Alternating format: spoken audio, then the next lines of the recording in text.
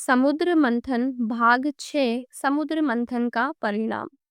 समुद्र मंथन का वह अद्भुत और रोमांचक क्षण अब अपने चरम पर पहुंच चुका था। मोहिनी के मोहक रूप और उसकी अद्वितीय लीला के कारण असुरों का ध्यान अमृत से हटकर उसी की ओर केंद्रित रहा। वे उसकी मुस्कान, उसकी चाल और उसके वचनों में इतने रमे थे कि उन्हें भान ही न रहा कि क्या हो रहा है। इसी बीच मोहिनी ने अत्यंत सावधानी और तेजी से देवताओं को अमृत पिलाना प्रारंभ कर दिया। हर देवता के भीतर अमृत का पहला घूंट जाते ही एक अद्भुत परिवर्तन शुरू हो गया। उनके मुखमंडल पर ऐसा तेज झलकने लगा जो पहले कभी ना देखा गया था। उनकी देह दिव्यता से आलोकित हो उठी। उनके शस्त्र, जो अब तक समुद्र मंथन की थकान और विष के प्रभाव से कुछ क्षीण हो गए थे, पुनः चमकने लगे।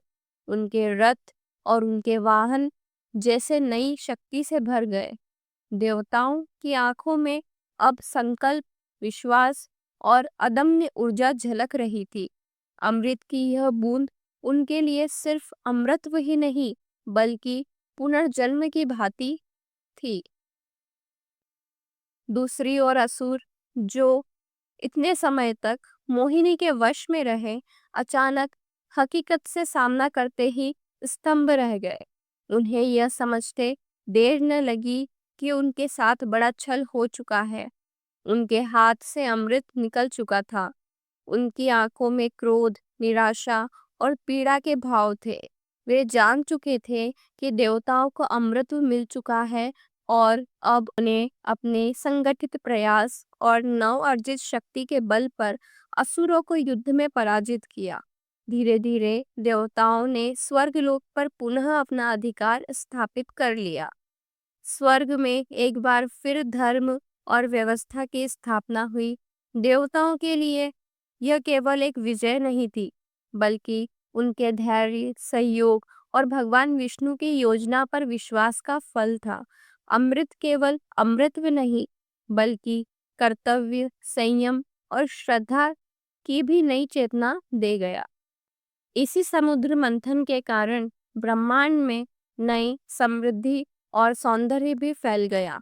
कामधेनु ऋषियों के यज्ञों में उपयोग होने लगी, जिससे धर्म और वैद्य की परंपरा सुदृढ़ हुई। कल्प वृक्ष स्वर्ग में मनोकामनाएं पूरी करने लगा। ऐरावत और ऊंची श्रवा इंद्र की शक्ति और वैभव के प्रतीक बने।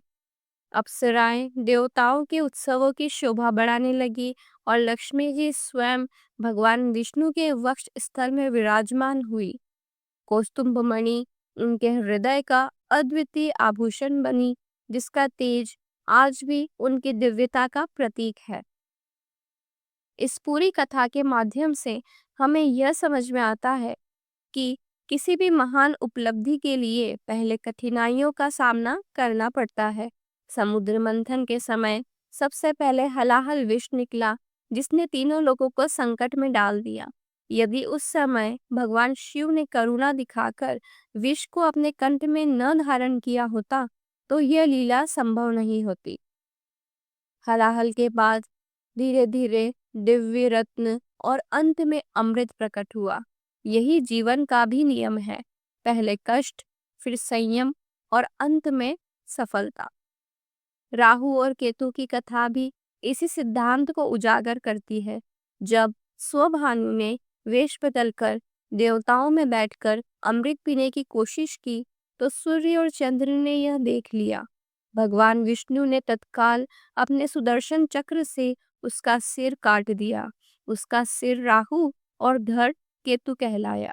आज भी जब सूर्य और चंद्र ग्रहण होता है, लोग इस कथा को याद करते हैं।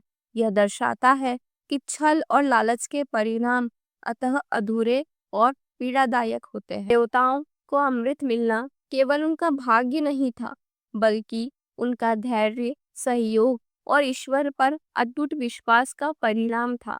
असुरों को वंचित रहना केवल उनकी गलती नहीं थी, बल्कि उनके भीतर व्याप्त अहंकार, लालसा और उतावलेपन का दुष्परिणाम था। इस प्रकार समुद्र मंथन की महाकथा अपने समापन की ओर पहुंची। देवताओं ने अमृतत्व पाया, असुरों की शक्ति घट गई और ब्रह्मांड में संतुलन तथा समृद्धि पुनः स्थापित हो गई। यह कथा केवल एक पुराण प्रसंग नहीं, बल्कि यह संदेश भी देती है कि जीवन की हर चुनौती, हर कठिनाई और हर संघर्ष के बाद ही सफलता, समृद्धि और दिव्यता के द्वार खुलते हैं।